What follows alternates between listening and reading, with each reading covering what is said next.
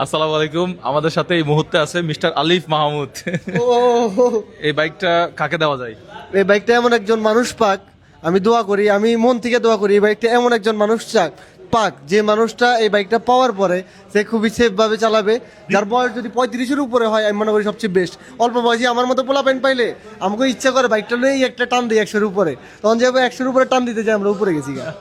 কারণ ভাই এগুলো বলতেছে সে কিছুদিন আগে বাইক অ্যাক্সিডেন্ট করছে, সেজন্য এসব কথাবার্তা বলতেছে, বুঝতে পারেন নাই? আমি তো তোবা কাটছি, আমি আমার হয়তো জীবন আর বাইক চালাবো না, কিন্তু আমি চাই এই বাইকটা একজন ভালো মানুষ পাক যে খুবই সেফ ভাবে চালায়, যার এটা কাজে দিবে, যে সে তার ফ্যামিলি নিয়ে বা সে কাজে যায়, তার কাছে বাইক নাই, টাকার জন্য কিনতে পারে না, তো সে অফিসে যাইতে পারবে, এরকম মানুষ পেলে সবচেয়ে বেশি বেটার। ওকে, তার মানে আলিফ মাহমুদ ব্রো যেটা বলতে চাচ্ছে সেটা হচ্ছে যে এই বাইকটা পাবেন সে যেন ধীরে সুস্থে শান্তিতে বাইকটা চালান। আপনি ভুম ভাম করে চালাবেন, আরেকজনকে মারে দিবেন, নিজেও মরবেন, আরেকজনেরও মারবেন। আসলে ওই দিন আমি এমন একটা রাস্তায় ওই এক্সপেরিয়েন্সটা দর্শকদেরকে একটু বলি আমরা। সামনে হচ্ছে কোনো রাস্তাই নেই, সামনে কোনো রাস্তা নাই, মানে টোটালি রাস্তা বন্ধ। আমি শেষ জায়গায় আসছি, একবার শেষ জায়গায় গাড়িটা নিয়ে আসছিলাম, পিছন থেকে একটা ছেলে প্রায় 60-70 স্পিড আইসে আমার পিছন দিয়ে মেরে দিয়েছে। পরে আমার পায়ে মিনিমাম 20টা জায়গায় দিয়ে ছিলে গেছে। এই অ্যাক্সিডেন্টটা হয়েছে কেন?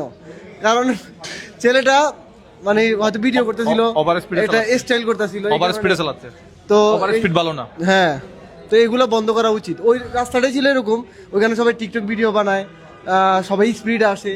তো আমাদের ইয়ং জেনারেশনগুলো হচ্ছে এরকম যে সবাই ভিডিও করার জন্য বা মানুষকে দেখানোর জন্য, আশেপাশে অনেক মানুষ যদি আমার দিকে তাকায় আমার কাছে একটু ভালো লাগবে, এই দেখাইতে যে আমি একটু হিরো হব, আমি একটু হিরো, এইটাই সমস্যা। আচ্ছা, আর এই যে এই পাশে একটু লেখাটা একটু দেখাও। এখানে কিন্তু লেখা আছে মোজাহের ভাই সাবস্ক্রাইবারের জন্য এই বাইকটা কেনা হয়েছে। তো দেখা যাক কে পেতে যাচ্ছে আমাদের। আরেকটা কথা বলি, শেষ কথা, গাড়ি যে চালাইতে পারে সে কিন্তু আসল চালক না। গাড়ির মূলত চালানোর মূল জিনিসটা হচ্ছে আপনার বুঝতে হবে আপনার সামনে একজন ড্রাইভার আছে, বামে একজন আছে, সব পরিবেশ বুঝতে হবে, কার মস্তিষ্কে কি চলতেছে, ওই অনুযায়ী আপনার ড্রাইভিং করতে হবে। যদি এগুলো না বুঝেন তাহলে ড্রাইভিংয়ে যে কোনো সময় আপনি অ্যাক্সিডেন্ট করতে পারেন। ওকে, খুব সুন্দর পরামর্শ। আশা করি আপনারা ড্রাইভাররা মেলে চলবেন, কারণ সে নিজেও আসলে ড্রাইভিং করতে জানে না, কিন্তু উপদেশ দিচ্ছে। না, আমি আমার লাইফে আল্লাহর রহমতে আমি নিজে কোনোদিন অ্যাক্সিডেন্ট করি নাই। আমার অলরেডি 50,000 বেশি কিলোমিটার আমার সাইকেল চালানোর এক্সপিরিয়েন্স আছে, ওটাও তো একটা রকমের গাড়ি, রাস্তায় তো চালাইছি, কিন্তু আল্লাহর রহমতে কোনোদিন অ্যাক্সিডেন্ট করি নাই। কারণ আমার ওই সেন্সটা আছে, আমার সামনের ব্যক্তি কি করতে পারে, বামে কি করতে পারে, আমার কোনো ইয়াতে থাকতে হবে, এটা আমার আইডিয়া। হ্যাঁ, আইডিয়া আছে। আমি আল্লাহর রহমতে আমি নিজে কনফিডেন্স আছি, আমার জীবনে আল্লাহ যদি বাঁচায় আমি কোনোদিন অ্যাক্সিডেন্ট করবো না। খালি এইটা দিয়ে ভয় আমাকে কেউ মেরে দিতে পারে, এই ভয় আমি গাড়ি চালাবো। এটা তো স্বাভাবিক যে কেউ এসে দুম করে পেছন দিয়ে মেরে দিতে পারে। যেমন একটু আগে সিফাতে আমরা যে আসছি, আজকে আসার সময় কিন্তু অ্যাক্সিডেন্ট করতাম, সামনে মাত্র 5 থেকে 6 হাত সামনেই একটা বাইক হঠাৎ গাড়িটা থামাই দিছে, কিন্তু ওই যে বামে থেকে একটা রিক্সা আসছে, এই কারণে এখন সিফাতে করছি কি ওর ড্রাইভিং স্টাইলটা খুবই ভালো, ওর সাথে সাথে গাড়ি জমাই ফেলতে পারছে, ও জানে ও কোনটা জমাইতে পারবে।